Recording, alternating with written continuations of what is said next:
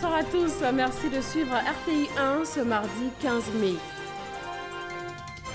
Le développement du continent africain par l'investissement au cœur d'un colloque d'experts africains et chinois à Abidjan. Il s'agit d'approfondir le financement chinois sur le continent. En 2017, il se chiffrait à 2000 milliards de francs CFA. Le groupe Fraternité Matin remporte le prix du meilleur organe de presse d'information générale. Le prix CNP d'excellence 2018 a été décerné hier en présence de la marraine, la première dame de Côte d'Ivoire, Dominique Ouattara.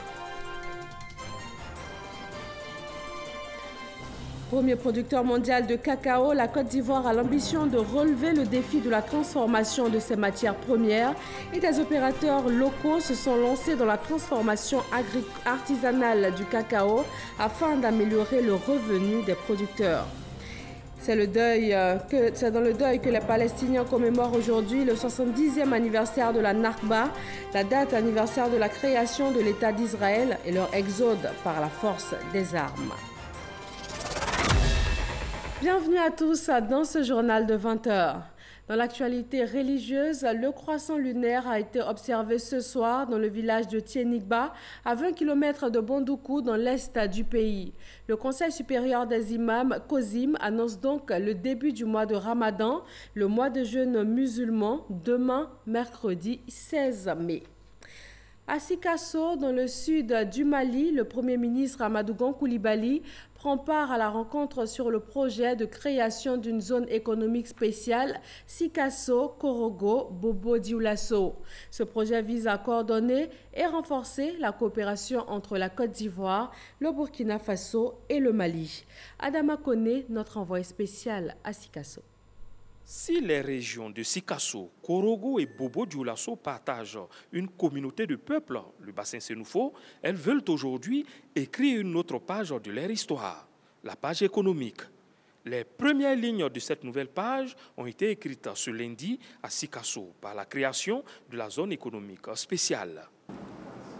L'enjeu pour nous est de construire, sur la base de cet environnement géographique partagé,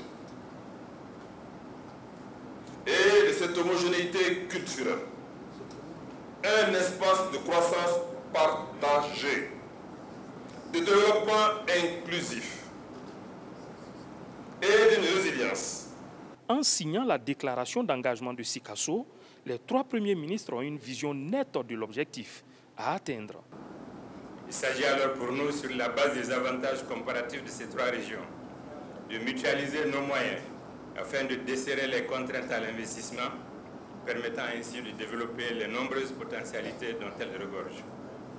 La zone économique spéciale offrira aux investisseurs les infrastructures de soutien nécessaires à la production, l'énergie, les routes, les services, des incitations y compris fiscales. Il s'agit de faire de la zone un espace d'opportunités d'affaires, entre autres dans l'agro-industrie, le transport avec les trois aéroports dans ces villes et le commerce. Le triangle Sikasso-Korogo-Bobo-Dioulasso bénéficie déjà de l'attention des organismes d'intégration.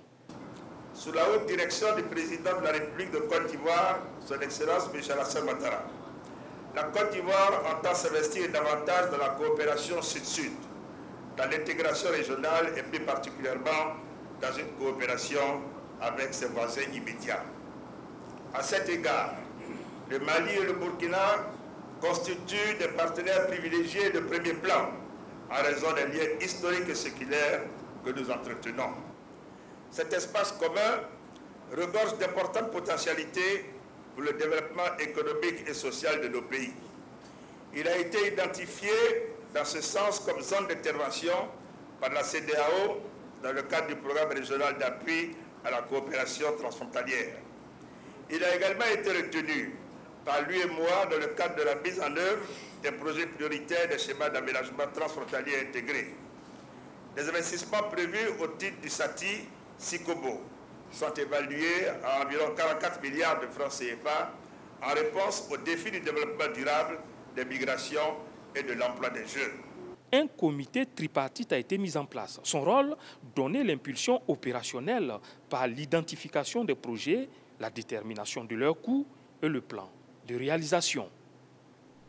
Sur place au Mali, les premiers ministres de la Côte d'Ivoire, du Mali et du Burkina Faso ont inauguré le centre d'interconnexion entre le Mali et la Côte d'Ivoire. Le pays se positionne ainsi comme carrefour du marché de l'électricité. Adama Koné. La Côte d'Ivoire, dans son rôle de pôle énergétique dans la sous-région. À Sikasso, dans le sud du Mali, l'interconnexion électrique a été célébrée. L'inauguration du centre de Nakoundiata, dans la périphérie de Sikasso, est apparue comme un exercice d'application de la déclaration sur la zone économique spéciale signée dans la matinée. Le gouvernement ivoirien a adopté un plan directeur production-transport d'énergie électrique qui prend en compte non seulement notre demande nationale d'énergie, mais également celle de la sous-région. Ce plan vise à atteindre une capacité de production d'électricité d'environ 4000 MW en 2020 et 6000 MW en 2030. À fin 2017, la Côte d'Ivoire a atteint une capacité installée de 2200 MW pour une pointe d'environ 1400 MW.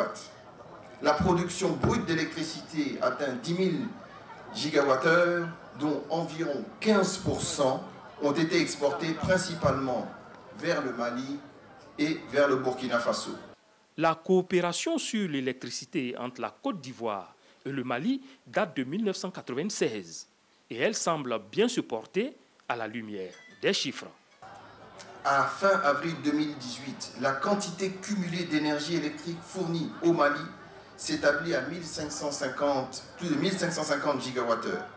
L'énergie garantie et la puissance garantie ont été respectées par le secteur de l'électricité ivoirien sur toute cette période. La Côte d'Ivoire fournit actuellement au Mali une puissance de 60 MW. La mise en service officielle du centre d'interconnexion de Nakoundiata à Sikasso a été aussi l'occasion de lancer les travaux de construction de la ligne haute tension qui reliera Sikasso à Bamako, la capitale malienne. Et retour sur le sol ivoirien pour parler de développement du continent par l'investissement. C'est la question qui est au centre d'un colloque qui réunit les experts africains et chinois à Abidjan. Il s'agit d'approfondir le financement chinois sur le continent. En 2017, il se chiffrait à 2000 milliards de francs CFA.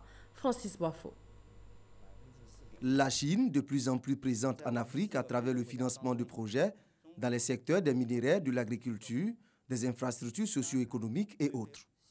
20 000 milliards de francs CFA investis jusqu'en 2016 dans le cadre de la coopération avec le continent et 2 000 milliards de nos francs pour la seule année 2017. Disons, de la fin de cette année, nous allons concrétiser la mise en œuvre des différents projets avec un financement de 60 milliards de dollars américains. Soit 30 000 milliards de francs CFA pour booster le développement de l'Afrique. Le colloque, initié par l'ambassade de Chine en Côte d'Ivoire et le bureau d'études IPT Consulting, va poser les bases de l'approfondissement du financement et de l'investissement en Afrique les mois à venir. Le Premier ministre Amadou Gon Coulibaly salue l'excellence des relations entre la Côte d'Ivoire et la Chine. La Chine est devenue le troisième partenaire commercial de la Côte d'Ivoire, avec un volume commercial bilatéral de 1,85 milliard de dollars US en 2017, en croissance de 10% par rapport à 2016. Il donne des indications quant au secteur à explorer en Afrique. L'Afrique, dans sa quête de développement, est à la recherche de partenaires économiques pouvant l'aider à relever le défi de la transformation structurelle des économies du continent. Le partenariat de l'Afrique avec la Chine ne sera bénéfique à moyen terme que s'il favorise cette transformation structurelle qui, de notre point de vue, passe par la transformation locale des produits de base, le transfert de technologies et le développement du capital humain, la facilitation des échanges et l'intégration des pays africains aux chaînes de valeur internationales, l'exploitation rationnelle des ressources naturelles dans une approche de développement durable, le développement et le financement des PME. Cette rencontre d'Abidjan s'inscrit dans le cadre du programme sino-africain d'échange et d'études. Le groupe Fraternité Matin a remporté le prix du meilleur organe de presse d'information générale et le journal de l'économie est sacré meilleur organe de presse spécialisé. Le prix CNP d'excellence 2018 a été décerné hier en présence de la marraine, la première dame Dominique Ouattara. Mahama Traoré et Abiba Dombele. Le quotidien Fraternité Matin désigné meilleur organe de presse d'information générale. Le journal de l'économie, meilleur organe de presse d'information spécialisé. Tel est le verdict du prix CNP d'excellence 2018. Les deux lauréats ont reçu leur prix des mains de la première dame de Côte d'Ivoire, Madame Dominique Ouattara, marraine de l'événement. Elle a offert 1 million de francs à chaque vainqueur en plus de matériel informatique. Madame la première dame justifie ainsi sa légendaire disponibilité vis-à-vis de la presse et de beaucoup de ses animateurs. Notre ambition a toujours été d'offrir à la nation une presse professionnelle parfaitement réconciliée avec ses missions classiques et avec ses publics. Nous avons choisi de réguler la profession de sorte que les journalistes en mission qui y sont cèdent la place aux journalistes dont la mission est d'informer. Cette 9e édition du prix d'excellence coïncide avec le changement de dénomination du CNP, Conseil national de la presse, désormais Autorité nationale de la presse, ANP. Malgré ce changement, le régulateur doit poursuivre sa mission de gendarme de l'éthique et de la déontologie, selon le ministre de la Communication, Bruno Nabagné-Koné. Votre mission de régulation vous invite à contribuer de façon significative à l'essor d'une presse ivoirienne émergente, indépendante et responsable, d'une presse qui soit un véritable soutien à l'épanouissement de notre jeune démocratie. Au-delà du respect des règles d'éthique et de déontologie du métier journalistique, et au-delà des sanctions prévues par les textes qui vous régissent, je voudrais vous encourager à faire encore plus pour les acteurs du secteur qui s'illustrent positivement, à reconnaître davantage les efforts, à saluer les contributions qui vont dans le sens de la qualité et de l'excellence. En un mot, à récompenser presque autant que vous sanctionnerez. Lancé en 2006, le prix CNP d'excellence, selon la première dame de Côte d'Ivoire, Dominique Ouattara, vise à encourager la presse ivoirienne à plus de professionnalisme. En honorant les organes de presse les plus méritants, l'ANP favorise un réel engouement de tous les acteurs du secteur sur le territoire national. Cette démarche les sensibilise par la même occasion à l'amélioration de leur qualité de service.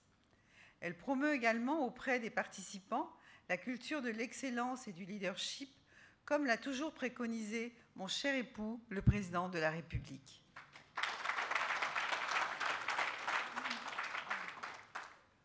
Distinguer ces organes de presse dans leurs catégories respectives équivaut donc à promouvoir des valeurs d'éthique et de déontologie au sein des médias. L'ANP exhorte ainsi les organes de presse nationaux à faire évoluer les métiers de la presse en Côte d'Ivoire. À titre personnel, j'encourage la promotion de ces valeurs qui sont primordiales au développement de notre pays. En reconnaissance de toutes ces actions en faveur de la presse, l'ANP a attribué un prix spécial à la première dame de Côte d'Ivoire. Ont également été distingués les membres actuels de l'instance de régulation en fin de mandat. L'attaché de défense des États-Unis d'Amérique en Côte d'Ivoire achève sa mission de 5 années en terre ivoirienne. Et avant son départ, le ministre d'État, ministre de la Défense de Côte d'Ivoire, l'a élevé au rang de chevalier de l'Ordre du Mérite ivoirien, notamment pour ses efforts en faveur de la paix en Côte d'Ivoire. Le reportage est signé Abou Sanogo.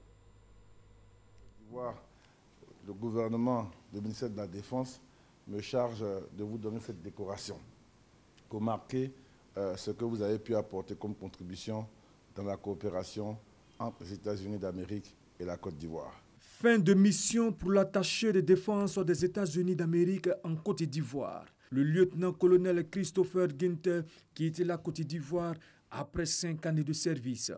Fait chevalier de l'ordre du mérite ivoirien par le ministre d'État, ministre de la Défense Ahmed Bakayoko, il a témoigné sa gratitude et sa reconnaissance à la Côte d'Ivoire, puis s'est félicité des efforts entrepris dans le domaine de la sécurité.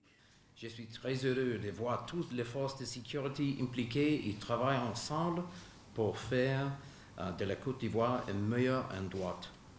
Avec les nouvelles formations, le nouvel équipement et les missions, l'armée va tout en avant.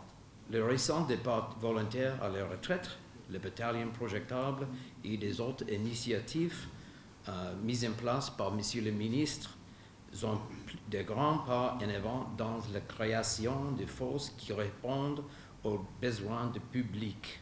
On prit part à cette cérémonie d'adieu l'association des attachés de défense des ambassades accréditées en Côte d'Ivoire. Nous sommes aujourd'hui mardi. EcoPlus, notre lucarne consacrée à l'économie, s'intéresse au monde agricole. Premier producteur mondial de cacao, la Côte d'Ivoire a l'ambition de relever le défi de la transformation de ses matières premières. Seulement 31% de la production de fèves de cacao est transformée sur place, soit 620 000 tonnes. Et des opérateurs locaux se sont lancés dans la transformation artisanale de ce cacao afin d'améliorer le revenu des producteurs. Cheikh Koné.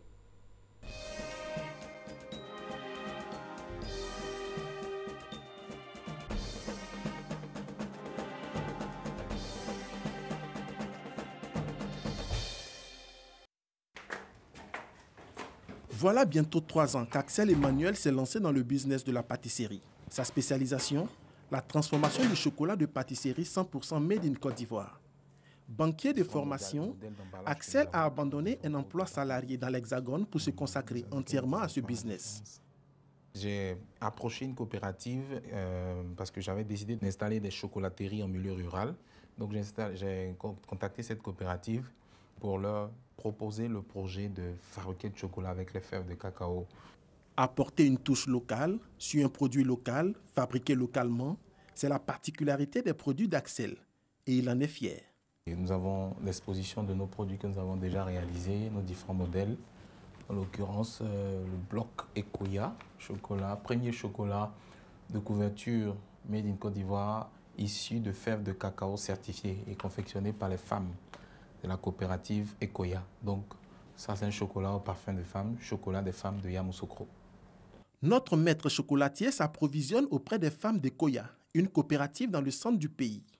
Grâce à son savoir-faire, Axel est devenu en quelques années le porte-drapeau de la transformation traditionnelle du chocolat en Côte d'Ivoire. Et pourtant, son arrière-boutique est juste composée d'un mini-broyeur et de réfrigérateurs. Avec sa rigueur de banquier, il assure lui-même la préparation du chocolat made in Côte d'Ivoire. Tous les mois, il achète pour 3 tonnes de fèves de cacao, environ 40 tonnes par an. C'est ce schéma-là. Vous avez souvent des chocolats que vous voyez dans le commerce qui viennent de Turquie ou de, je sais pas, vous avez déjà vu.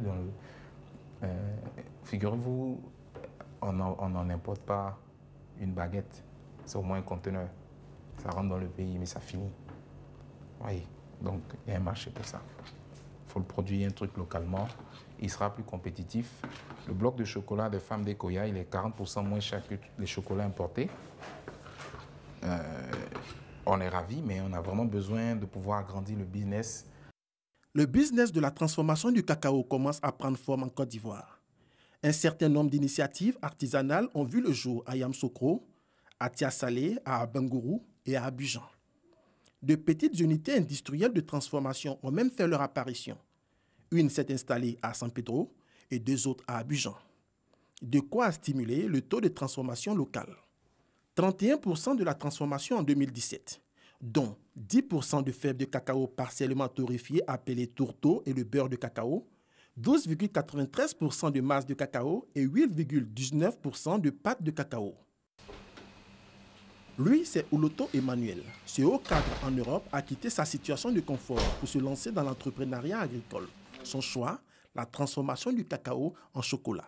La Côte d'Ivoire doit encourager en tout cas la transformation au plan local d'une partie de sa production. Mais c'est un long processus et il faut du temps. Pour l'instant, le business de l'auto est extrêmement modeste. Il loue une villa dans la commune de Cocody qui lui sert d'usine. Derrière cette porte, son laboratoire de fabrication.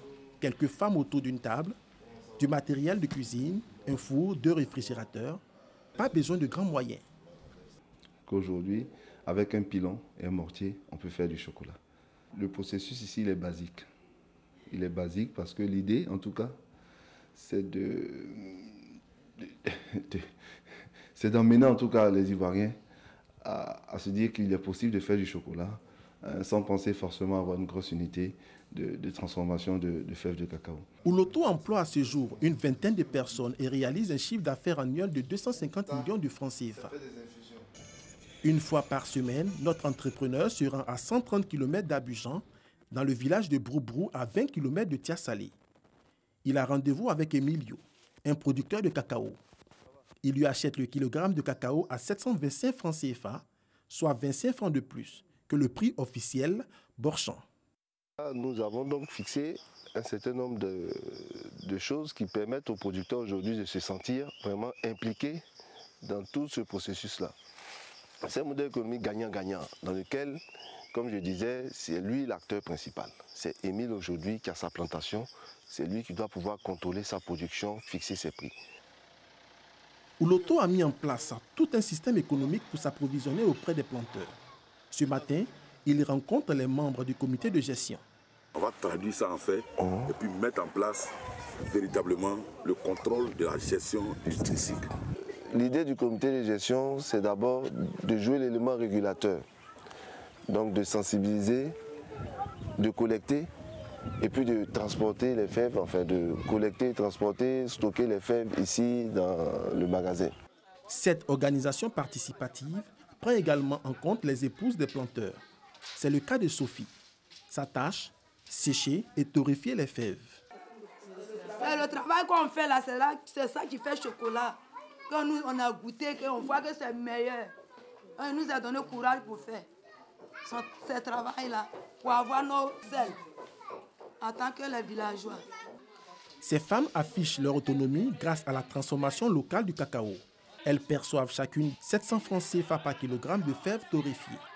La multiplication de ces initiatives va certainement accélérer la transformation locale des fèves de cacao afin d'offrir un prix plus rémunérateur aux producteurs. Merci chaque Koné EcoPlus de ce mardi consacré à la transformation locale du cacao ivoirien. Et un autre secteur très prometteur en Côte d'Ivoire, celui du transport aérien, parti le samedi 12 mai dernier de l'aéroport Félix Houphouët-Boigny d'Abidjan. Le vol inaugural Abidjan-New York est de retour à Abidjan. Et c'est le deuxième départ à destination de New York en vol direct. Mamadou Kwasi. Comme à l'aller, c'est une centaine de passagers qui regagnent à Abidjan. Parmi eux, une dizaine en transit pour des pays de la sous-région et qui découvrent cette nouvelle ligne. Au départ d'Abidjan, nous avons pu alimenter ce vol d'environ une vingtaine de passagers, dont 15 en provenance de Lagos. Et comme vous pouvez le constater également, nous sommes arrivés aujourd'hui vers 14h30 et il y a des passagers qui vont faire en correspondance, aller, disons, ce soir sur Dakar, Bamako, Lagos. Je viens de Dallas, le Texas, et je vais à Abidjan. Et vraiment, on est très heureux pour cette nouvelle ligne qui s'est ouverte. Et surtout, on espère qu'elle ne se refermera pas. C'est un soulagement pour nous autres qui allons sur Abidjan. Je rentre voir ma famille. Ça fait 3 ans que je suis aux États-Unis, me reposer un peu. Les passagers de ce vol direct, dont des responsables de l'aviation civile, s'engagent à accompagner la Côte d'Ivoire dans cette dynamique. C'est un véritable plaisir pour nous de constater aujourd'hui qu'un portail vient d'être ouvert, non seulement pour la Côte d'Ivoire, mais pour toute la CEDEAO. Donc c'est un plaisir, une grande victoire pour la Côte d'Ivoire. Et la SECNA, évidemment, s'associe à cette victoire. Le chef de la délégation ivoirienne, le ministre des Transports, Amadou Koné, s'est dit heureux du respect des engagements de chacune des parties dans la réalisation de ce projet. Cette ligne qui a été ouverte était très attendue et va donc marcher comme nous le souhaitons. Notre objectif, c'est de faire en sorte que d'ici la fin de l'année, nous augmentions donc la fréquence des vols donc sur les États-Unis, avec si possible des destinations donc différentes. Et puis d'ici, en tout cas pas longtemps, faire en sorte que nous puissions avoir un vol quotidien. En tout cas, l'engouement est là, le voyage est agréable, nous sommes rentrés tous satisfaits. Cet avion assurant le vol direct entre New York et Abidjan est à destination d'Addis Abeba. Il lui faudra encore 6 heures pour regagner la capitale éthiopienne. 8h57, c'est le temps mis par ce Boeing 787 de la compagnie Ethiopian Airlines pour assurer la liaison entre New York et Abidjan au lieu de 9h30. Une mission commerciale d'une quinzaine d'entreprises autrichiennes séjourne en Côte d'Ivoire. Ces hommes d'affaires sont en quête de nouveaux débouchés dans divers secteurs d'activité, notamment technologiques. Ils ont été reçus par le gouverneur du district d'Abidjan, Robert Begré-Mombé, et lui ont fait part de leur volonté d'investir dans la construction d'infrastructures pour la Cannes 2021. Aujourd'hui 15 mai, le monde célèbre la Journée internationale de la famille. Le gouvernement ivoirien met l'accent cette année sur la place de l'enfant au sein de la famille. Sephora Zegui et Chantal Akanda. Une centaine de victimes et 137 ayant droit de victimes des crises post-électorales ont reçu des chèques et des prises en charge des mains de Mariatou Koné, ministre de la Femme, de la Protection de l'Enfant et de la Solidarité, à l'occasion de la célébration de la Journée internationale de la famille. Aujourd'hui, vous êtes encore chez nous pour nous apporter la compassion de l'État. Et nous sommes heureux de vous voir à nos côtés. L'enfant au cœur des familles, c'est le thème choisi par le gouvernement cette année. Mariatou Koné interpelle les familles ivoiriennes sur leurs responsabilités dans l'éducation de leurs enfants. Il faut que les familles s'engagent dans l'éducation de leurs enfants. N'abandonnons pas l'éducation à l'école seulement. L'école fait son travail, le gouvernement fait son travail, mais il faut que les familles elles-mêmes s'impliquent dans l'éducation de leurs enfants. Parce que la famille, c'est la cellule de base de la société. L'éducation commence dans la société. Des kits alimentaires ont également été remis à une cinquantaine de familles économiquement faibles de la commune d'Abobo. Le couple vainqueur du concours national de la famille modèle nous livre son secret. D'abord, consolider l'acquis, c'est-à-dire la famille. Au-delà de cet acquis, bien éduquer les enfants. Les rapports entre monsieur et madame doivent être des rapports internes, c'est-à-dire que éviter de faire sortir vos problèmes. Le concours de la famille modèle édition 2018 est lancé le 20 avril dernier et prend fin le 17 mai prochain. Mariatou Koné invite toutes les familles ivoiriennes à s'inscrire auprès de ces directions régionales sur tout le territoire ivoirien et son cabinet. Yamoussoukro, la capitale politique ivoirienne, pour la première édition des journées de loup-fouettiste. Elle vise à inculquer aux jeunes générations les valeurs prônées par le premier président de la République de Côte d'Ivoire, Félix Houphouët-Boigny. Hors de nos frontières, l'actu en bref nous conduit à Gaza où des violences ont eu lieu et qui ont donné suite à une réunion du Conseil de sécurité de l'ONU. Herman Guivet.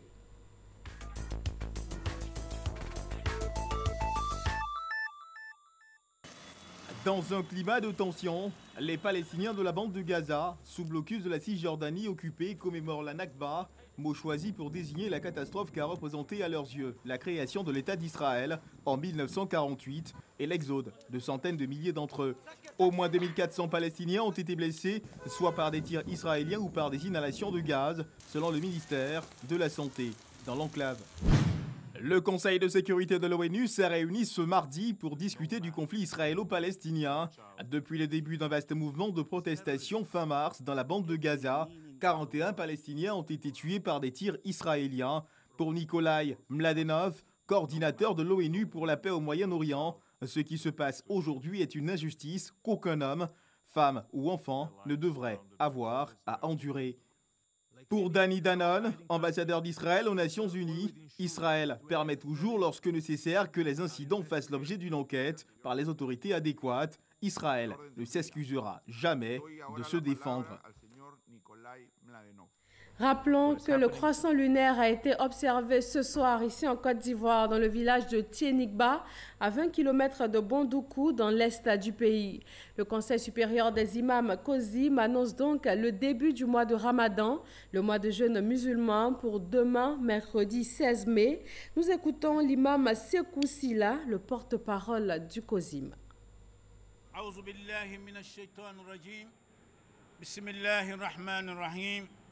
والصلاة والسلام على أشرف المرسلين وعلى آله وأصحابه أجمعين.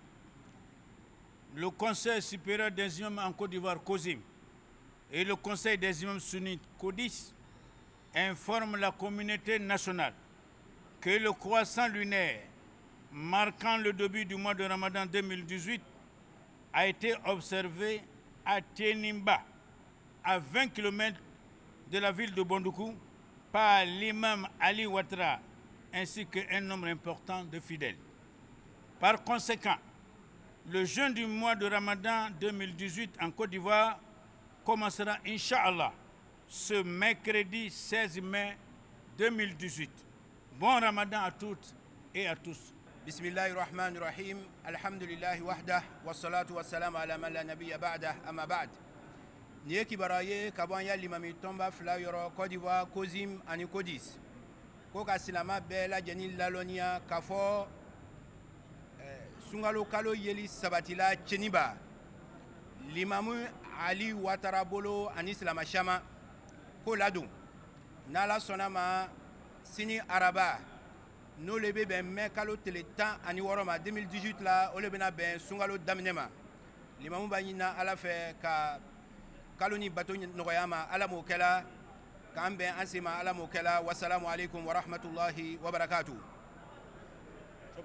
Et restez sur RTI 1 tout juste après ce journal, une émission spéciale Coupe du Monde Russie 2018, 64 matchs. Pourquoi 32 pour les pays africains? C'est le thème de votre émission spéciale de ce soir, juste après ce journal.